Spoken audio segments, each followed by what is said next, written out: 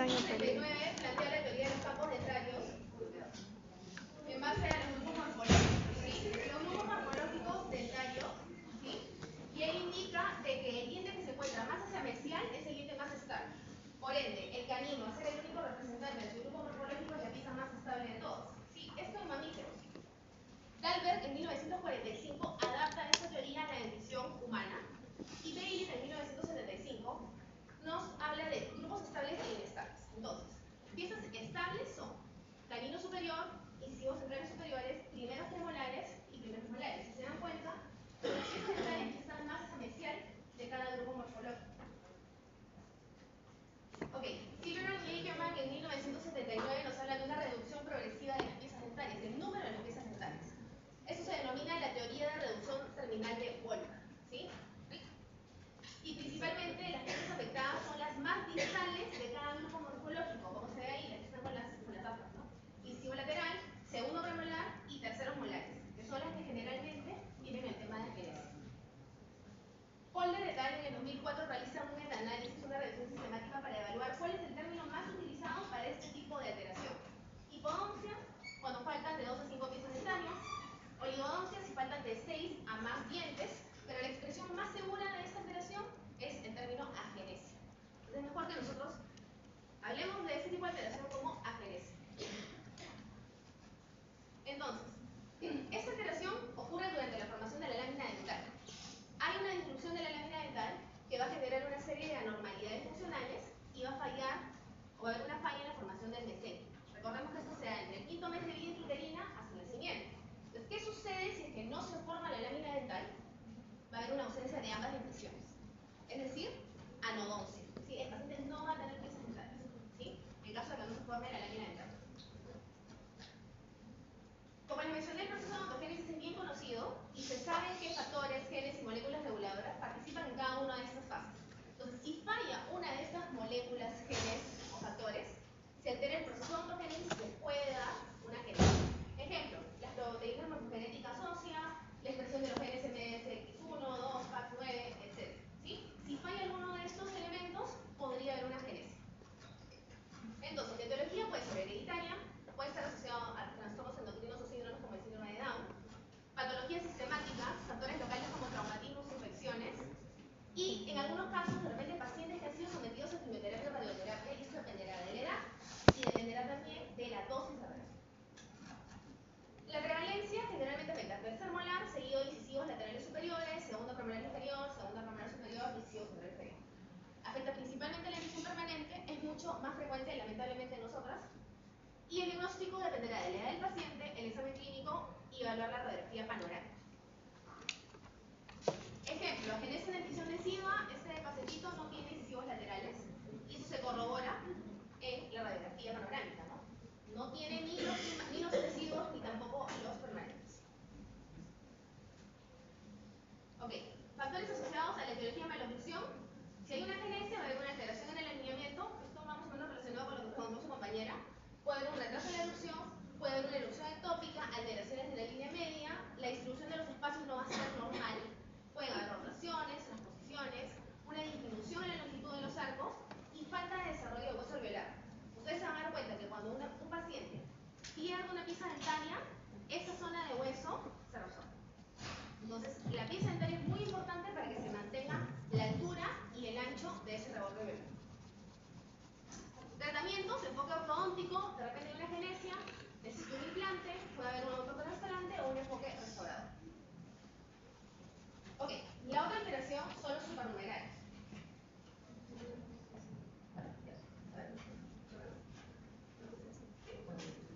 Ya, la otra alteración son los supernumerarios, que son dientes formados en exceso.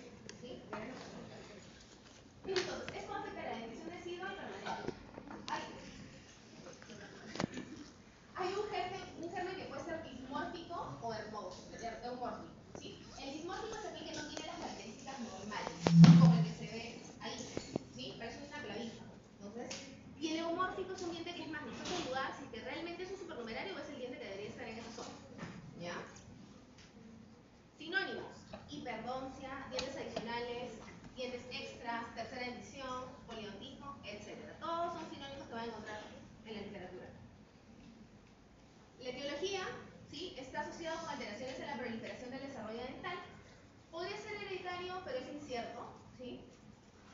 pueden ser múltiples. ¿Sí? Algunos van a erupcionar, algunos no van a erupcionar y van a hacer ahí los radiográficos. De repente cuando tomemos una panorámica de control, se piensa que puede deberse a una degeneración de la lámina dental que luego genera una persistencia de remanentes. ¿Sí? Y estos remanentes, que son perlas o islas con epitelio, que están localizados en los maxilares, se activan por una serie de factores y finalmente se forma un nuevo carácter. ¿Sí? Hay tres teorías muy relacionadas con este tipo de terapeutas. A ver, ya, parece. La primera es la atávica o filogenética, que también es conocida como la evolutiva o throwback, que es una reversión hacia la dentición ancestral. Recordemos que antes los mamíferos tenían 44 piezas dentales, ¿sí? Pero Primož rechaza esta teoría, ¿sí? Luego tenemos la dicotómica del germen dentario, que, por ejemplo, Taylor plantea que en el estadio de brote el germen se divide en dos. Entonces hay dientes iguales, uno normal y uno puede ser dismórfico, y está relacionado también con la geminación. Y la tercera es la hiperactividad de la lámina dental, que es una de las más aceptadas, ¿no? La degeneración de la lámina dental, hay una persistencia de estos remanentes, hay una serie de factores que influyen en estos remanentes y se activa, ¿no?, la función de la lámina. Entonces, menor prevalencia que las agenesias, de 0.2 a 1.9% en dentición decisiva y de 0.1 a 3.6% en la dentición permanente. En el 98% de los casos ocurre en la zona de la premaxila, a nivel de la línea media, y es mayor en varones que mujeres. ¿Sí? El 33% de los casos que se dan en dentición decisiva también aparece en dentición permanente. Enfermedades asociadas, displasia cleidocraneal, el síndrome de Gardner y fisuras labiopalatinas. Complicaciones clínicas. Pueden haber reabsorciones radiculares, dependiendo de la posición en la que esté el supernumerario. ¿Sí?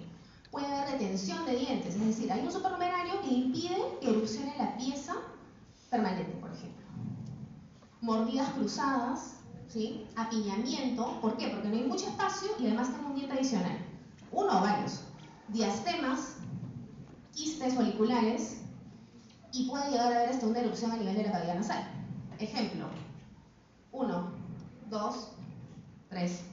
Este paciente tiene 3 supernumerarios y hay uno que está en la cavidad nasal. Ahora, ¿qué se hace? Se opta por retirar los que están cerca de las estructuras dentarias, pero generalmente por el acceso, el de la cavidad nasal es un poco más complicado y se va a realizar una serie de controles para ver si permanece así o si es necesario realizar la extracción. La clasificación de los supernumerarios. Según la posición puede ser un mesiodén si está en la zona de la premaxila a nivel de la línea media, puede ser paramolar o puede ser distomolar, como en el caso del punto 4, ¿no? O sea, hacia distal de la última molar presente en boca.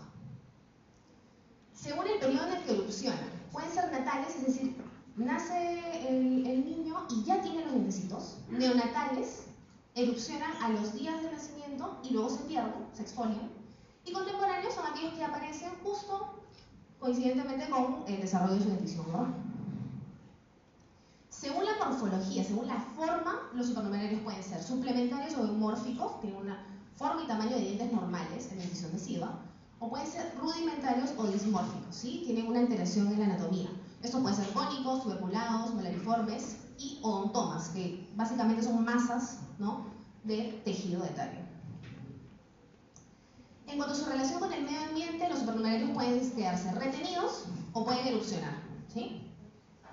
Y el diagnóstico se hace a través de radiografías, ¿sí? Pueden haber retrasos en la erupción de un diente permanente y tenemos dos opciones: o realizamos una extracción precoz o realizamos una extracción tardía, ¿sí? Dependiendo obviamente de las características de nuestro paciente y pensando en qué es lo que le va a favorecer en su desarrollo también. Ok, chicos, hasta ahí es la parte teórica y ahora vamos a ver unos casos clínicos, que son casos, muchos de ellos de sus compañeros, ¿sí? De sus compañeros de años anteriores. Entonces, por ahí, si de repente ustedes tienen algún caso, me buscan y lo registramos, ¿sí?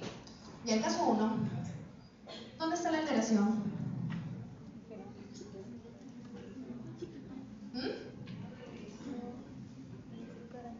¿Alguien ve dónde está la alteración? Ahí. Ya. Ahí. ¿Sí? Cuenten los dientes. ¿Sí? Es uno de más, ¿no es cierto? Es uno extra. Ok, caso 2. Ahí. Paciente de dentición decisiva. ¿Ya? ¿Algo más?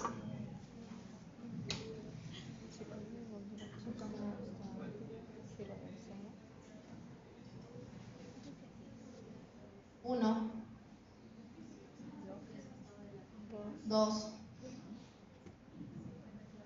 tres. Y así les va a tocar ver esto en clínica. 1, 2, 3. ¿Sí? Este paciente está premiado. Supernumerarios entre las 5.3 y 5.2, 6.2 y 6.3, y tiene una fusión entre las 6.1 y 6.2.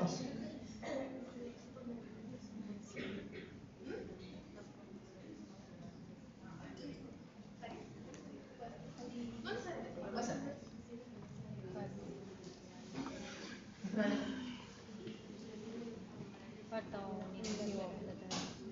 Ya, lo que pregunta su compañera es, ¿qué pasa si es que tiene agenesia y además el paciente tiene supernumerarios? Como si ese lentecito podría reemplazar al faltante, podría ser, pero depende de las características anatómicas que tenga. Porque si no es eumórfico, no va a cumplir necesariamente con la función. ¿Ya? Este mismo paciente tiene una agenesia de la 7.1. O sea, tiene todas las alteraciones juntas. ¿Ya? Y ahí se ve, no tiene tampoco ni la 7.1 ni la 4.1, o sea, no va a tener la pieza permanente. ¿Sí? Bueno, no sé, también creo que... Ya, en este caso, ¿ven dónde está la alteración?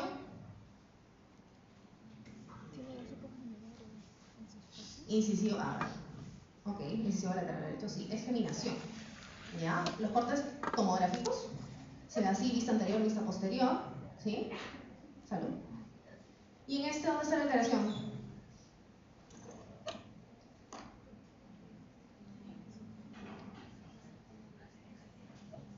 A ver si la tienen. Está ahí. Fusión. ¿Ya? Tiene una fusión. Los cortes tomográficos, ¿sí? Vemos la línea de fusión, vista anterior, y vemos la vista vestibular, vista lateral y vista lingual, ¿sí? Claro, ustedes no van a tomar tomografías en estas etapas, pero se podría, ¿no? En caso de planificar el abordaje quirúrgico, si es que fuera necesario. Y ahí está súper fácil. ¿Dónde está la alteración?